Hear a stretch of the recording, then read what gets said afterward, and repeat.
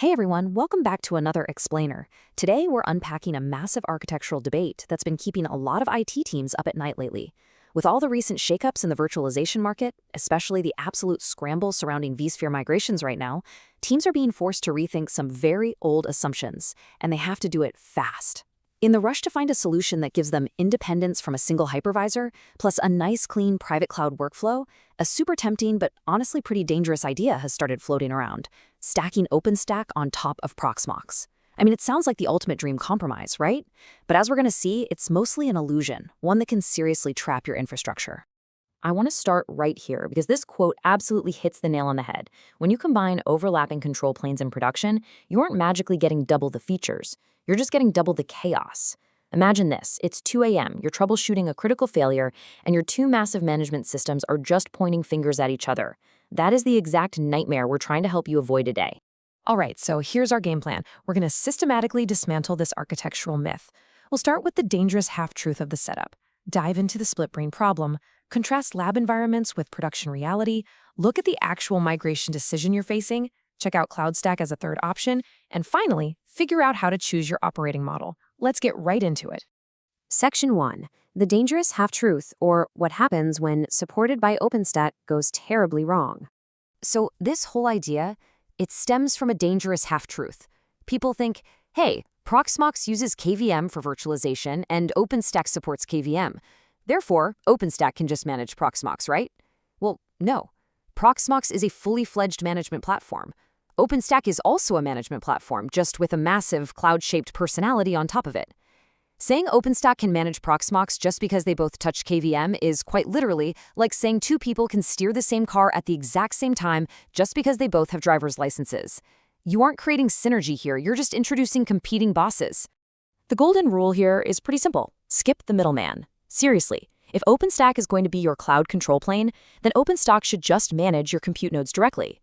If Proxmox is your chosen virtualization platform, let Proxmox manage those virtual machines directly. Stacking one full control plane on top of another doesn't magically generate flexibility.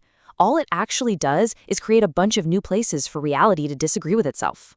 Which brings us to Section 2, the split brain problem, why you absolutely must choose one boss for your infrastructure. When you refuse to pick a single boss, the confusion isn't just theoretical. If OpenStack thinks it owns a virtual machine, but Proxmox also has very strict opinions about that exact same VM, you inherit a massive operational split-brain headache. Just think about the day-to-day operations. Where do you go to resize that VM? Where do you snapshot it? Which API is the actual source of truth? And when everything goes dark, which logs actually matter?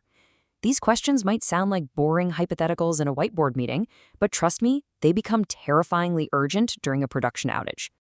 Moving on to Section 3, lab versus production, or the difference between technically possible and operationally sane. Look, we all know there's a huge gap between what you can physically build and what you should actually run. In a lab environment, go wild. Building weird Frankenstein stacks is highly educational. You can bend these tools into shapes they were never meant to take, and it's a super fun party trick. But production is completely different. Production is about inheritance. Someday, a future sysadmin is going to have to maintain your clever architecture at 3 a.m. long after the initial novelty wears off, and they'll probably be cursing your name. Your team needs absolute confidence, not a fragile science experiment.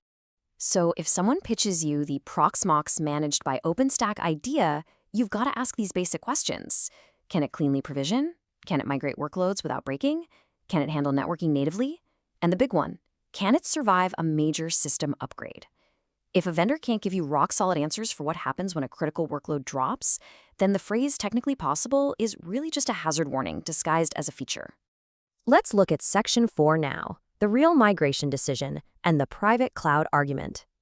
To really ground this debate, we need to talk about the actual fork in the road IT teams are facing. Based on the source discussions, we're typically looking at environments with fewer than 2,000 virtual machines. At that scale, most teams aren't acting as massive public service providers. So the internal debate they're having isn't really about which hypervisor is cooler. It's a much more fundamental question of whether they actually need a private cloud at all, or if they just need reliable virtualization. And this perfectly illustrates that choice. On one side, if your goal is purely solid virtualization, meaning you just need clusters, high availability, backups, and traditional admin-driven VM operations, then Proxmox is likely more than enough for you. It's a practical platform without a huge operational footprint. But on the other side, if your organization genuinely requires a private cloud, meaning you need self-service infrastructure, strict tenant isolation, and real cloud APIs, well then a heavy cloud-native operating model like OpenStack is exactly what you're looking for. Next up is Section 5, CloudStack, the third door and using a different upper control plane. Now, acknowledging that a lot of teams really do want that cloud layer, some folks suggest using CloudStack to manage Proxmox instead. This is an interesting pivot. It validates that people do crave a cloud management layer above basic virtualization. But here's the catch. Adding CloudStack changes the candidate, but it doesn't magically erase the core issues we've been talking about. CloudStack might be less sprawling than OpenStack, sure, but you still have to figure out who is authoritative, what breaks during system upgrades, and who owns those really ugly edge cases when the two layers disagree. Wrapping things up with Section 6, choosing your operating model. Independence versus complexity. The whole push for platforms like OpenStack is usually driven by a desire for independence from vendor lock-in. But you've got to remember, independence always comes with a price, and that price is complexity. So let's break this down into 3 definitive choices. Step 1, pick Proxmox directly if your goal is a strong, highly manageable, direct replacement for vSphere. Step 2, pick OpenStack directly if your goal is a true private cloud. And, this is the critical part, your team is technically and culturally ready to run a complex distributed system.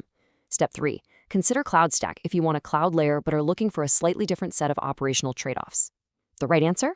It totally depends on how much true cloud behavior your organization actually needs to function. Ultimately, this whole explainer boils down to one absolute rule of infrastructure. The cleanest architecture is almost always the one with the fewest bosses. Don't sell your team on a layered hybrid approach just because the underlying technologies technically touch the same components. Half-truths look completely harmless when presented in a meeting, but they turn incredibly expensive the minute they hit production. I'm going to leave you with this final provocative thought to chew on. Before you start duct taping layers together, sit down with your team and ask yourselves, are we simply replacing vSphere, or are we trying to build an entire private cloud? Because those are 2 drastically different projects. They're just wearing similar jackets. Thanks so much for joining me for this explainer. Keep learning, and I'll catch you on the next one.